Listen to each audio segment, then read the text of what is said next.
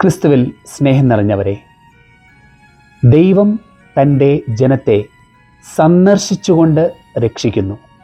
ഇതാണ് സഖറിയായുടെ ഗീതത്തിൽ നാം കാണുന്ന ഏറ്റവും വലിയ പ്രത്യേകത. അദ്ദേഹം ദൈവത്തെ സ്തുതിക്കുകയാണ് തൻ്റെ സ്തോത്രഗീതത്തിലൂടെ. സന്ദർശിച്ചുകൊണ്ട്, നേരിട്ട് ഇറങ്ങി വന്നുകൊണ്ട് തൻ്റെ ജനത്തെ രക്ഷിക്കുന്ന ദൈവം.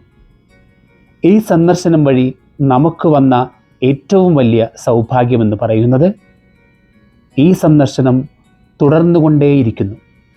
പ്രത്യേകമായിട്ട് കൂദാശകളിലൂടെയും കൃപകളിലൂടെയും ദൈവം തൻ്റെ ജനത്തെ സന്ദർശിച്ചു കൊണ്ടിരിക്കുന്നു. തുടർച്ചയുള്ള സന്ദർശനം. എന്തിനാണ് ദൈവം നമ്മുടെ ഇടയിലേക്ക് ഇറങ്ങി വന്നത്? നമ്മെ സ്വതന്ത്രരാക്കുവാനായിട്ടാണ്. എന്തിൽ നിന്ന് സ്വതന്ത്രരാക്കുവാനായിട്ട്?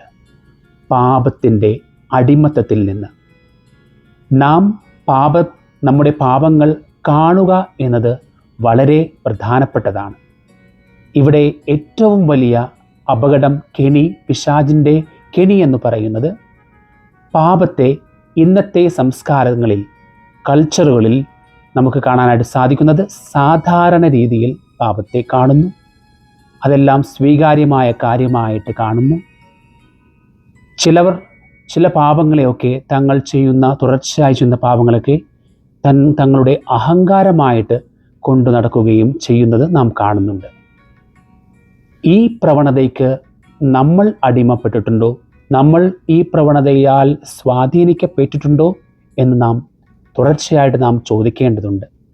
തെളിമയോടും സത്യസന്ധതയോടും കൂടെ നാം പാപങ്ങളിലേക്ക് നോക്കിയാലേ ഈ രക്ഷ സാധ്യമാകുകയുള്ളൂ.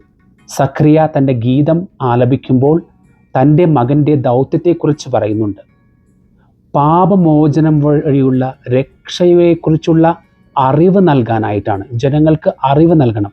പാപമോചനം വഴിയാണ് രക്ഷ, സ്വാതന്ത്ര്യം.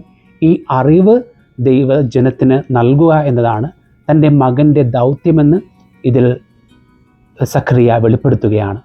പ്രിയപ്പെട്ടവരെ, നാം അന്ധകാരത്തിൻ്റെയും മരണത്തിൻ്റെയും നിഴലിൽ നിന്ന് മാറുമ്പോഴാണ് സ്വാതന്ത്ര്യത്തിലേക്ക് നടക്കുന്നത്. ഈ സ്വാതന്ത്ര്യമാണ് ദൈവം നമുക്ക് മുന്നിലേക്ക് വച്ചു നീട്ടുന്നത്. ഇത് രണ്ട് കൈയും നീട്ടി നാം സ്വീകരിക്കുമ്പോൾ നാം ഏറെ എല്ലാ ദിവസവും എല്ലാവരും ആഗ്രഹിക്കുന്ന സമാധാനത്തിൻ്റെ പാതയിലേക്ക് നടന്നു തുടങ്ങുകയായി. അതിനാൽ നമുക്ക് ഈ ഉദയരശ്മിയെ നമുക്ക് സ്വീകരിക്കാം. ദൈവം അനുഗ്രഹിക്കട്ടെ.